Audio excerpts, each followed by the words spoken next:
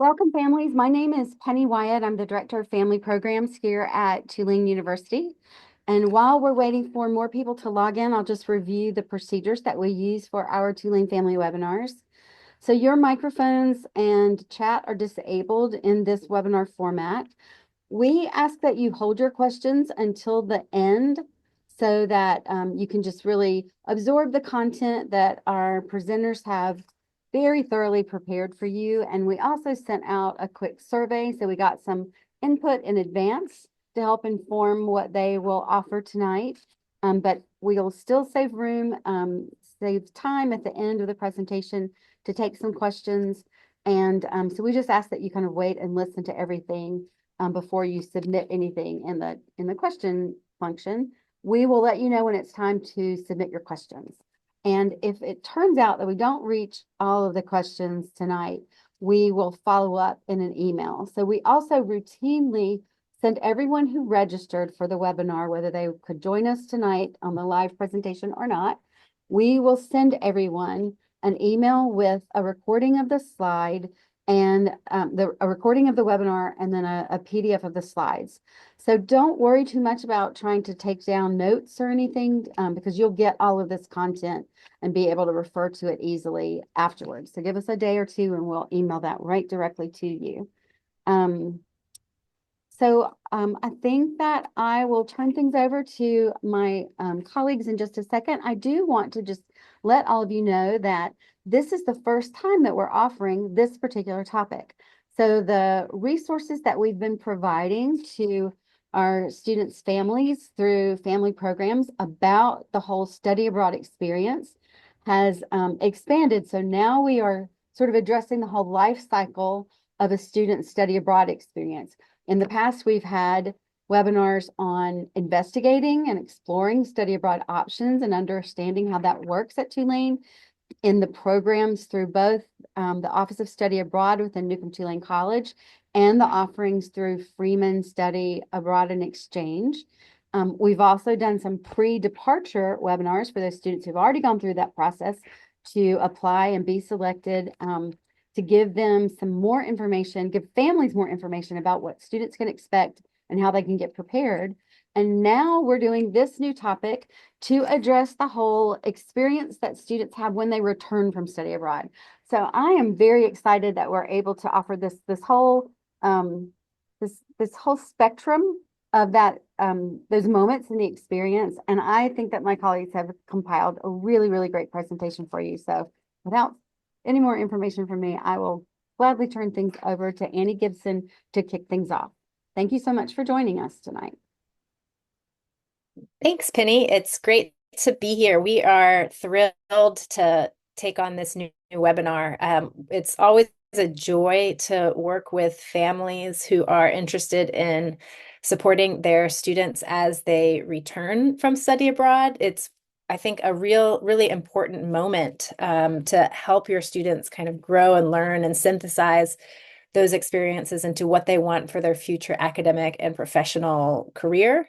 We get so much attention to that, where am I going to go at the beginning? But in fact, this moment of reentry is so important, and you all play a pivotal role. And our offices love engaging with students as they return. And so having you all as advocates and, co-facilitators in these discussions with your students is so great. So again, my name is Annie Gibson. I am the director of the Office of Study Abroad for Newcomb-Tulane College, which is the undergraduate college at Tulane. And you'll also be hearing soon from my colleagues who will introduce themselves. Mary Hicks, who is the director for the Freeman School of Business Study Abroad Office, and Mike Weisenhant, who is an advisor in the Newcomb-Tulane College Office of Study Abroad. And we can go to the next slide to kick things off. In this webinar, we'll try to keep our kind of initial comments focused and short so we have time for questions. But some of the key topics that we hope to sort of help you work through, think about as you are dealing with your students who may be coming back with a whole lot of excitement about their time abroad, a lot of energy, new skills and maturity that they may have learned navigating cities independently for the first time, maybe some reverse culture shock, maybe some anxiety about how grades are transferring. So we're going to touch on those kind of key moments and then allow some time for Q&A. I'm going to say this now and then I'll say it again at the end. Our offices love engaging with returned students. So if you are having a conversation with your son or daughter and they are express, what do I do now? How do I go continue this international work? Our staff love engaging on these topics. So send them our way. We have two offices that we are kind of addressing here. You can go to the next slide, Mike. Thank you. So the Newcomb-Tulane College Office of Study Abroad. I wanted to just allow you to have a moment to see the faces of our advising staff. These are my wonderful colleagues who meet with students on a one-to-one basis, do trainings with students around intercultural learning, help students who have returned kind of think about, what's next? Am I going to go to take this to graduate school in certain places? Do I want to go abroad again? What fellowships might I apply for? I did X, Y, and Z abroad, and I want to figure out how to connect it to my experiences in New Orleans. So these are the wonderful faces that your students are engaging with. Mike, do you want to introduce yourself at this moment? Yeah, yeah. So yeah, as you can see on this slide, so I'm Mike Weisnant. I'm a study abroad advisor here in the Office of Study Abroad. And one thing I just want to mention quickly with our advising team here is that students can actually make use of all or any of the advisors here.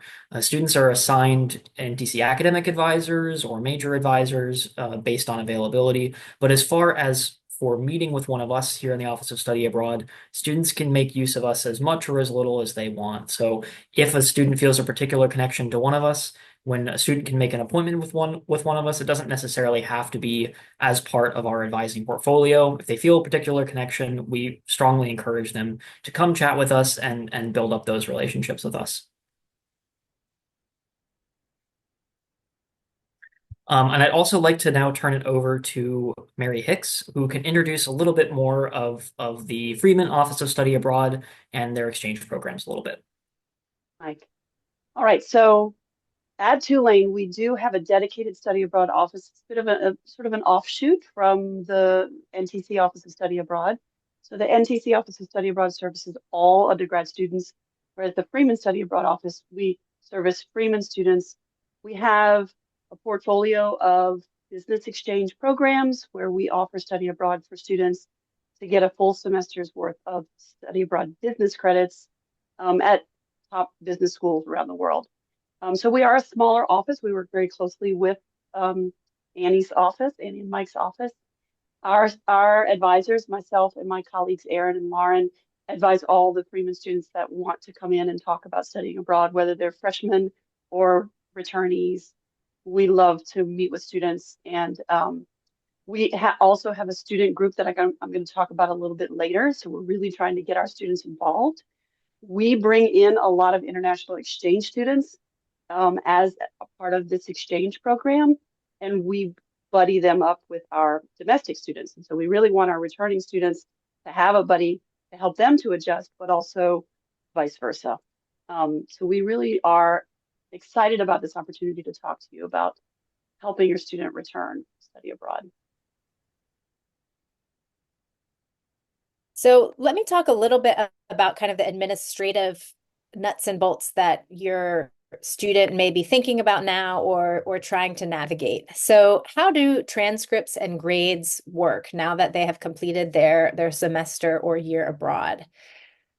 So we get transcripts from the host institutions and providers kind of at different timelines. They will be arriving over the next few months. We have some that may arrive very quickly. They may get emailed to the registrar in our office, and we have others that might take a long time. They actually come by mail to our office. And universities abroad, part of the kind of intercultural learning of this piece is kind of how does the institution where your son or daughter studied, how, what bureaucratically happens, and when will it arrive? So we do have some cases where it could take up to 4 months from the end date of a program for your transcript to arrive in the office and to then appear on your son or daughter's transcript. And that can cause some anxiety for students because they may already know what grades they got, and they will or say, well, I know I finished my courses. I know what I got. I'm not seeing it on my transcript, and I'm hoping to know because to see it as I'm planning for courses and things like that. If there is ever a question, the students can come to our office, and we can kind of give them a heads up of where things are in the process. Most likely, if they're waiting, we haven't yet gotten the grades.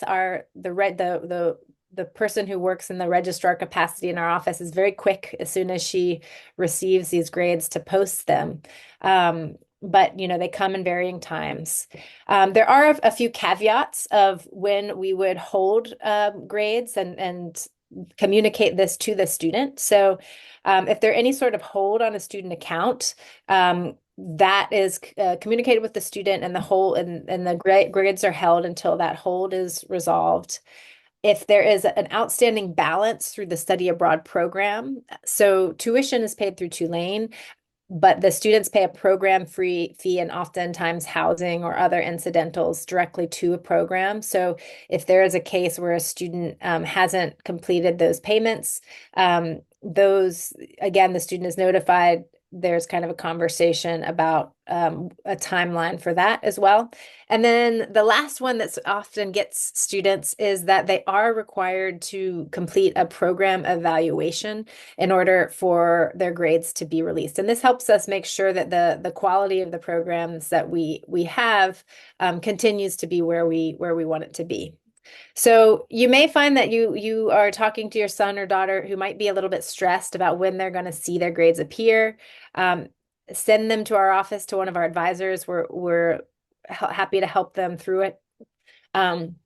You can also reassure them yourselves that all the grades and credits that they earned abroad will be posted on their transcript. And the timeline, as I say, kind of varies program to program.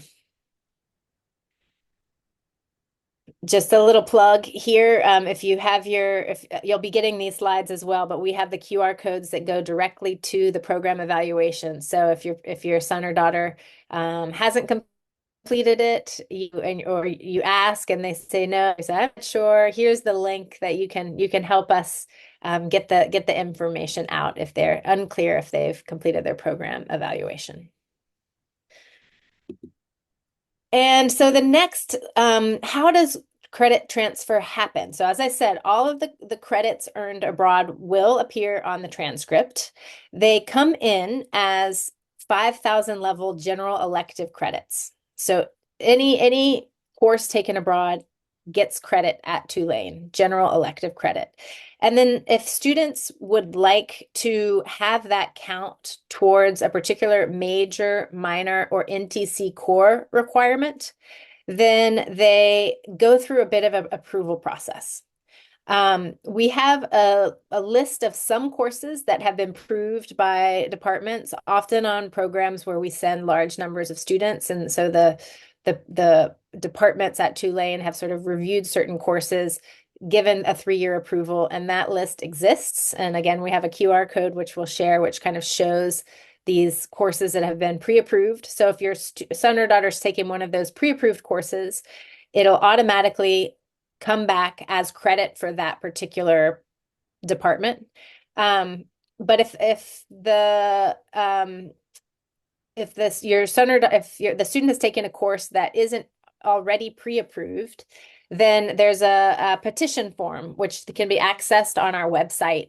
and that they also get in their reentry email that is sent to them as a return, that they can petition for credits to be filled. And in that case, they work directly with the department. They explain what course they took abroad, what credit at Tulane they're hoping to fill. The faculty department that is the liaison for study abroad will review that and make final decisions on that. What's important to note is that it's important for the student to keep their syllabi and oftentimes papers and coursework for the faculty member to review. So if it's a new course that the faculty member hasn't seen before, they may want to see the type of work that was completed in order to determine what credit for that particular major or minor will be applied.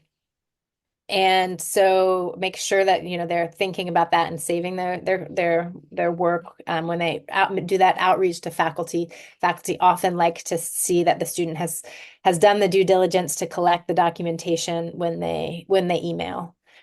And the other thing to note about credit transfer is that grades are posted on the transcript. So the grade will appear as it was abroad, but is not calculated into their GPA. So the grades appear, but it does not factor into the cumulative GPA for the student.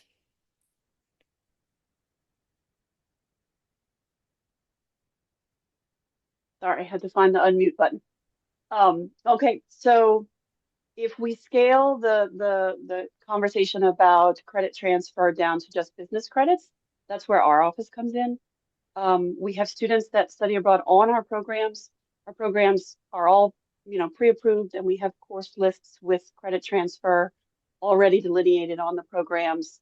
And so in general, if a student is studying abroad with Freeman Abroad, we've already done a learning agreement with them, and they have a sense of how their credit is going to transfer and how it's going to count towards their major or general business electives. All business study abroad classes count as business electives, either towards their major or towards their general business core. If a business school student goes abroad on an OSA program, and it's a pre-approved program, there is a list of pre-approved courses. Those students would have filled out the pre-approval form in Canvas, the software system that students use, and worked with our office to make sure that they know how the credits are going to transfer back towards their business degree. And if a student is doing a non-pre-approved program, it's similar to what Annie was talking about, where the student needs to show their work or the syllabus, and then we work with the professors in the business school to get that credit transfer.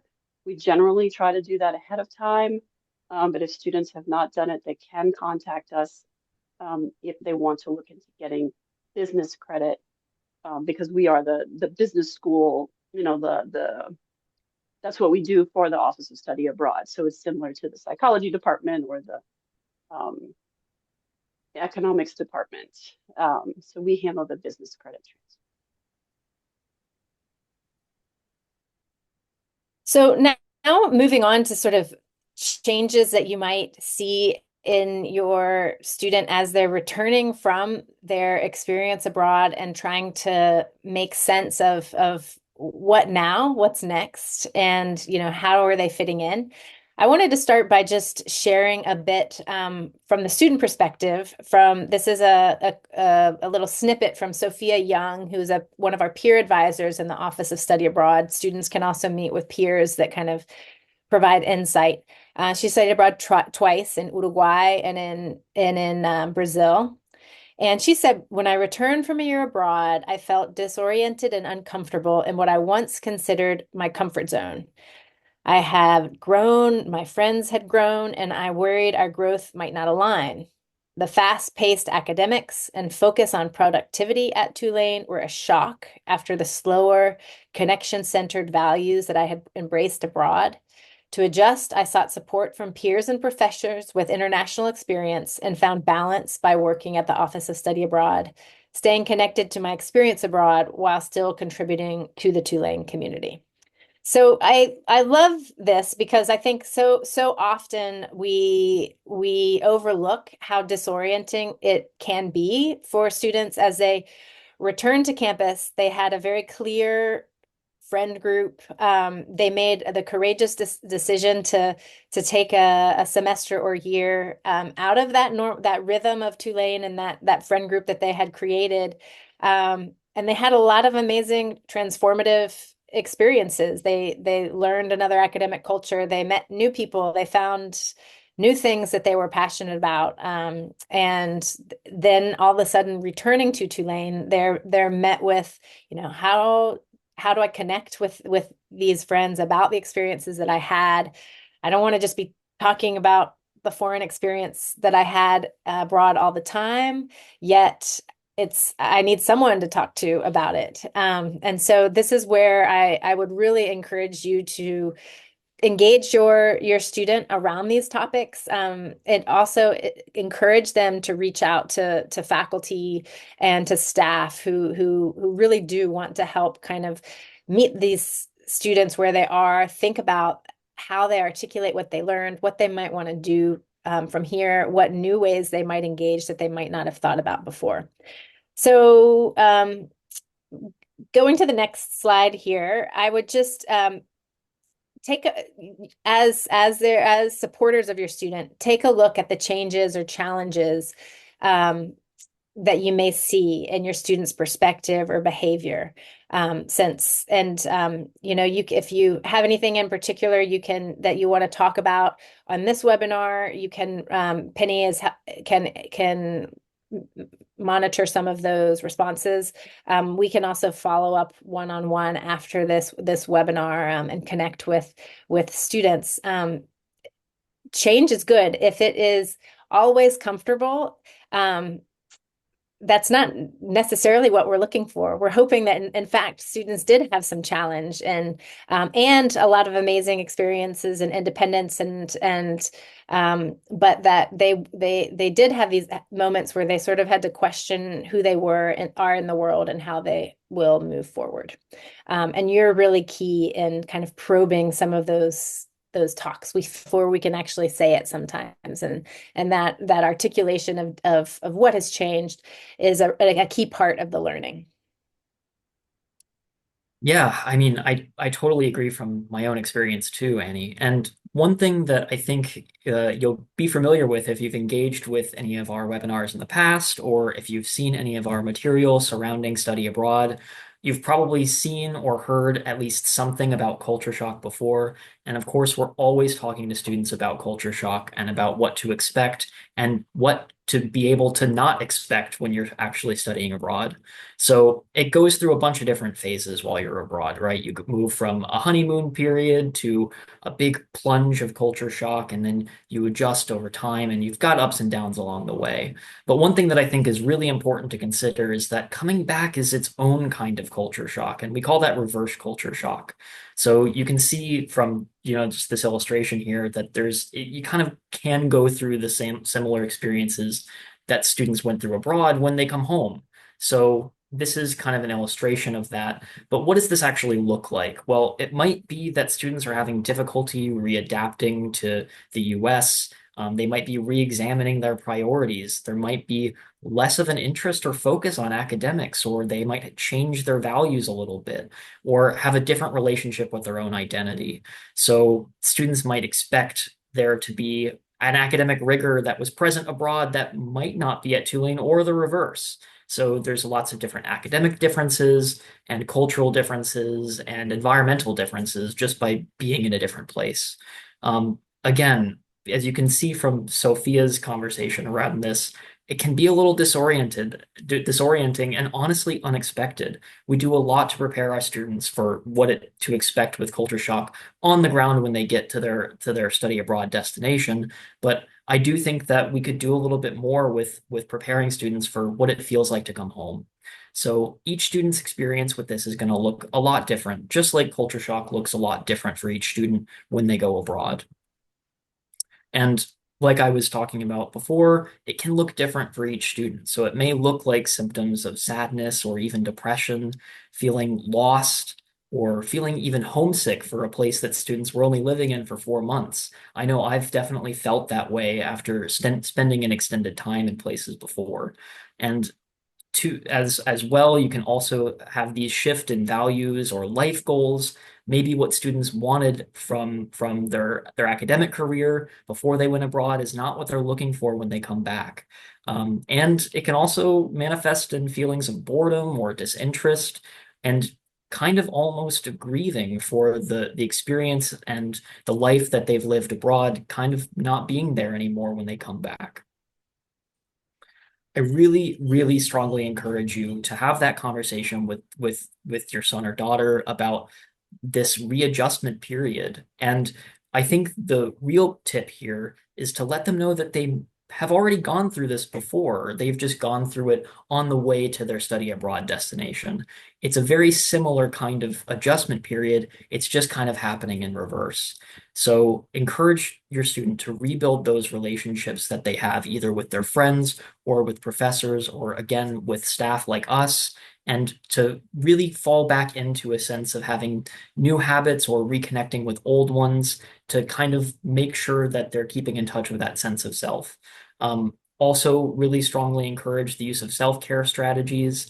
I know for me, going to the gym is a big one. So anything that kind of creates that habitual thing that you're doing to care for yourself can be a really good way to kind of minimize the effect of reverse culture shock. But also encourage your student to adjust their expectations of what returning home looks like. It's really, really normal for this to feel a little bit weird and uncomfortable at first. So these are temporary things and they go away with time, just like most things in life. So I think that's something else to really remind them. But they also have a ton of support services at Tulane.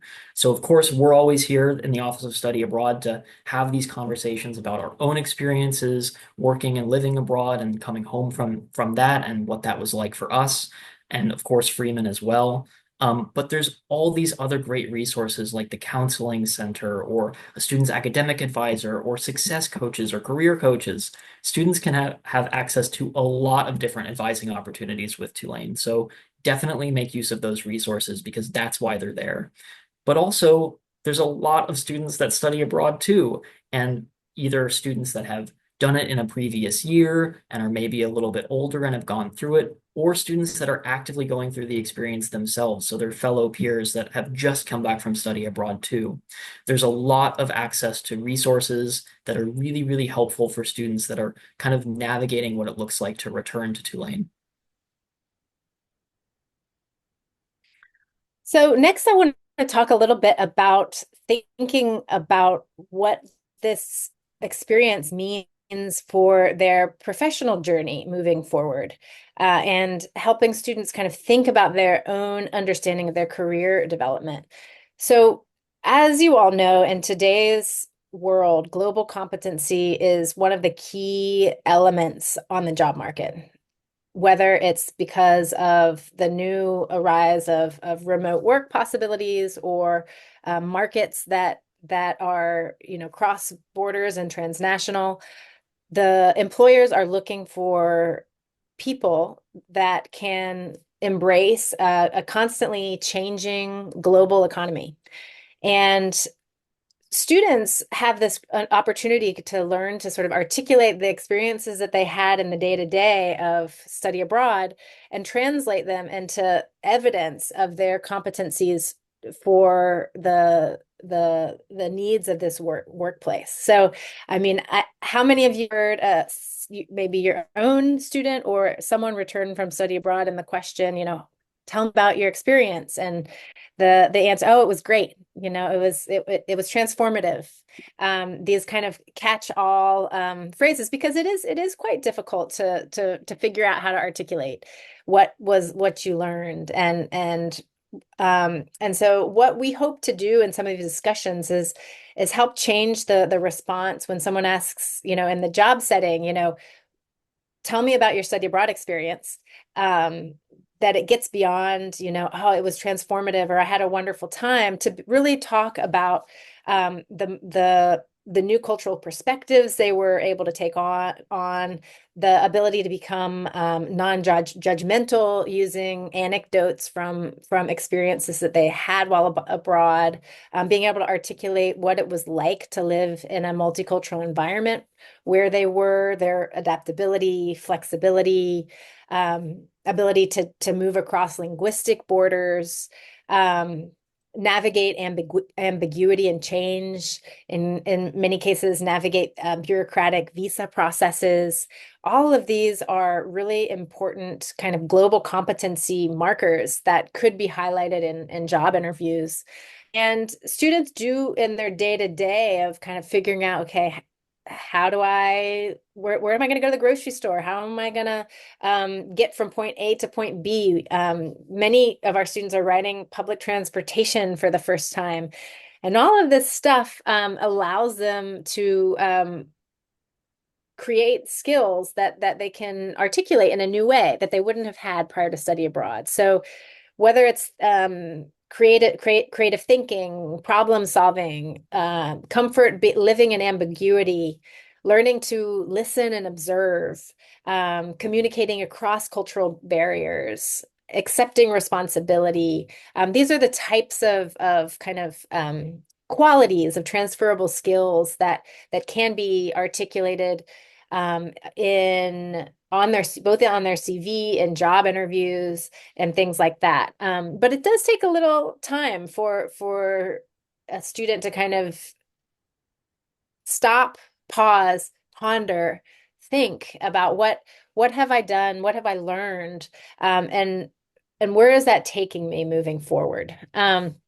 So I really encourage your students to connect with us to have these conversations. We also have career offices, the general undergraduate career offices, which we have the email to, as well as the Freeman School of Business, which has a separate career office, who are really particularly trained in helping students think about, how to work through your cover letter or resume to articulate these experiences.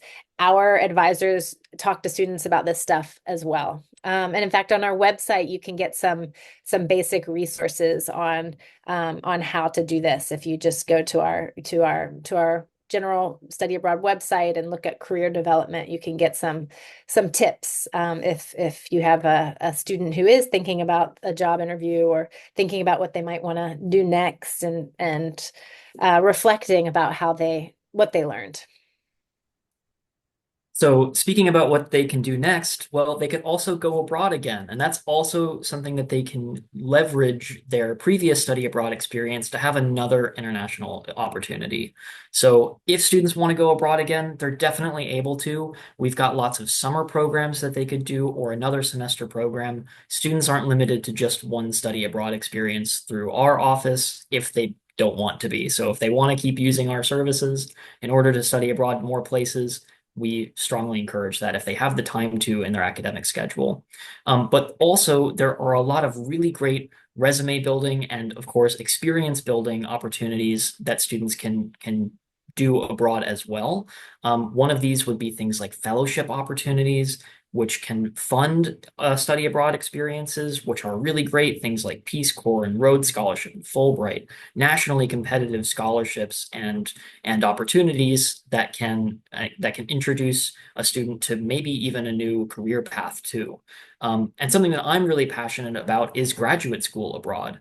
Doing your grad school abroad, which is something that I did a master's abroad, is something that is an opportunity that is not always thought about as a way to study abroad, but it's a really great way to potentially study abroad, potentially even for a cheaper master's or graduate degree than you might be able to get in the States. And that's a way that you can also leverage that previous study abroad experience to study abroad for a longer time and potentially earn an advanced degree from that as well. There's also really great ways to teach abroad, whether that's teaching English as a second language or another pathway. And there's lots of program providers and lots of opportunities for students to make use of those connections that they've built while they were studying abroad to go abroad again, but with a different perspective, more on actually being the teachers than actually going through teaching themselves.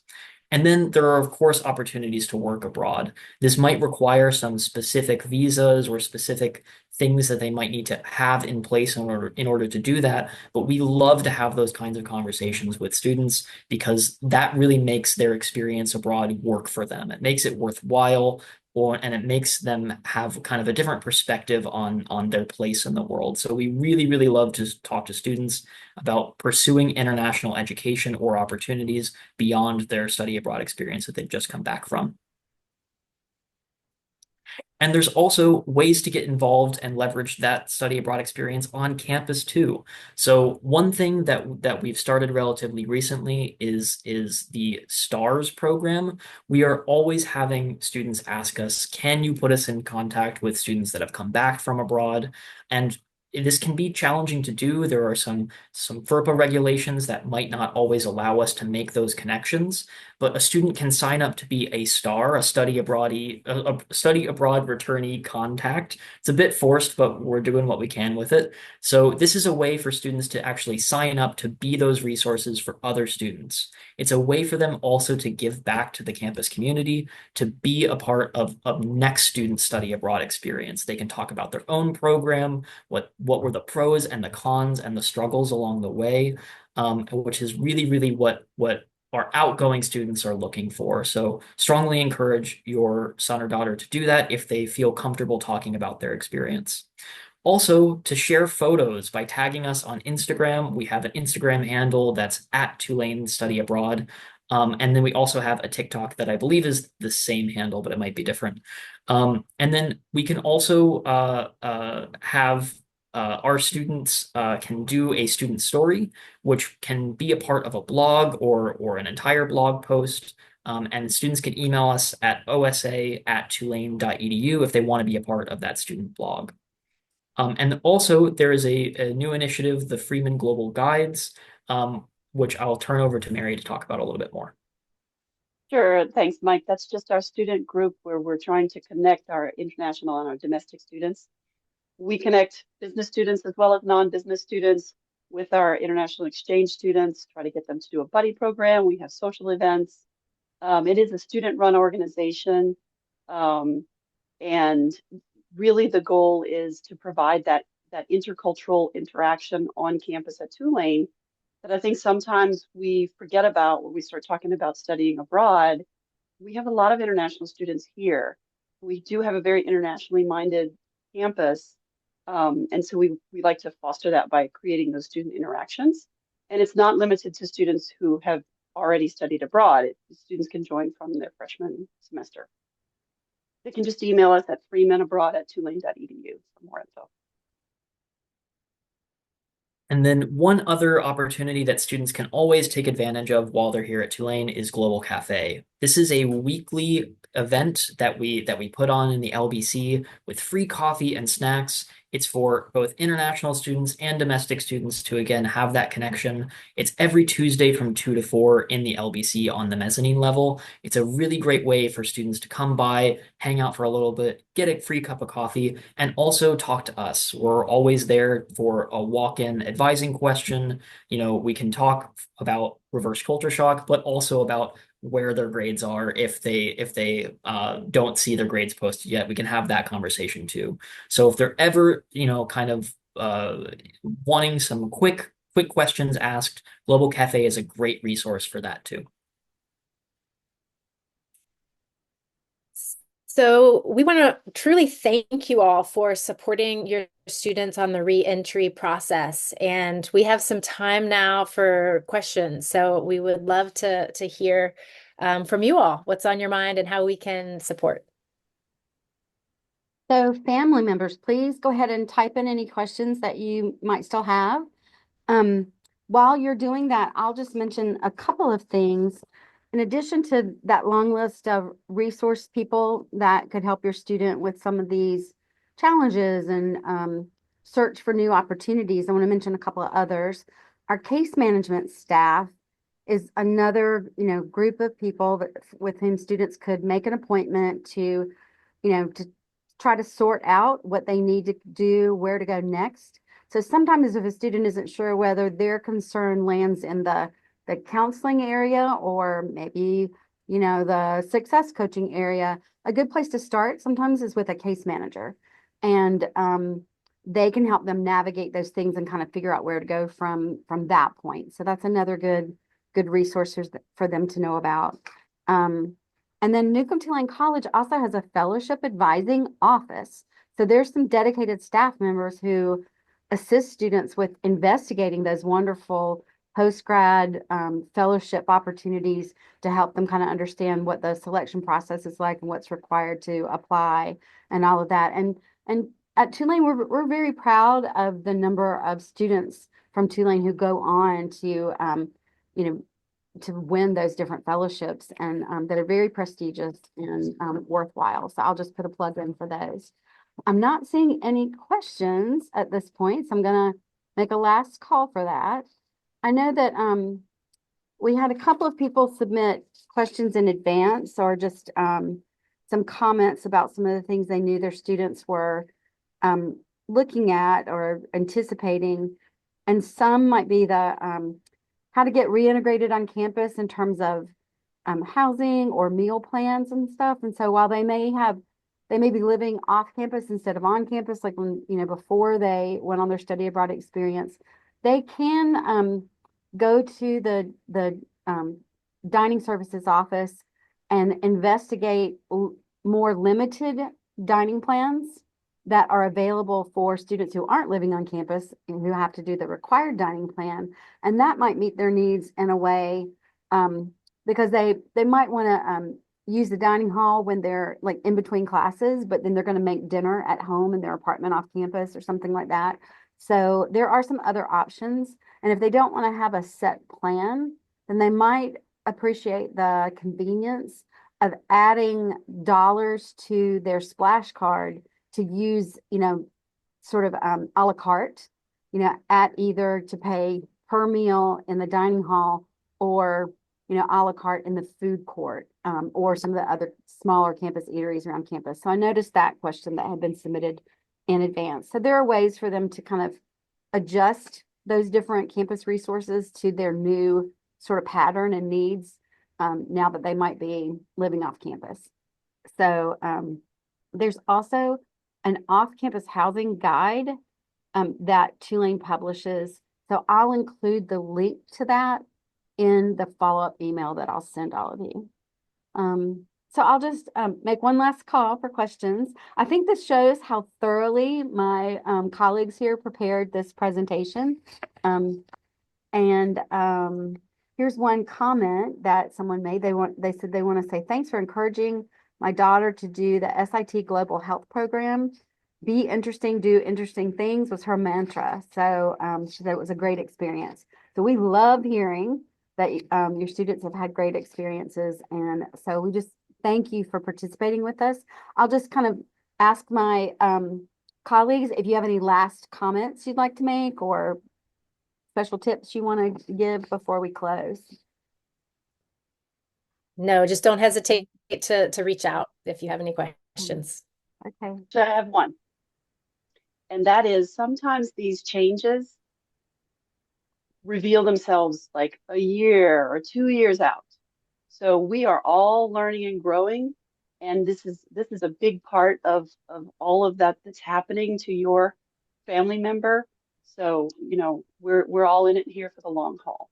Thank you for coming in, for listening. Yeah, they're still processing a lot and they're having to come back to campus and take care of all the tasky kinds of readjustment things. So some of the more emotional and intellectual things may kind of fall in line a little bit later. So yeah, just be kind of watchful and ready. And that's mostly what we wanted to do tonight, was just to prepare parents more to be supportive of these nuances and new aspects of their growth that you'll see emerge. I'll also ask that after I send you the email with the slides and the link and those extra resources and things, if you have any feedback for us about how to enhance this particular webinar topic, we'd be really grateful, because as I said, it's our first time doing this, but praise as well as constructive criticism, they're all really helpful to us. So we're always open to that. So I think that at this point, then we'll close, and I'll just say thank you again to everyone for your participation. Thanks so much. Good night.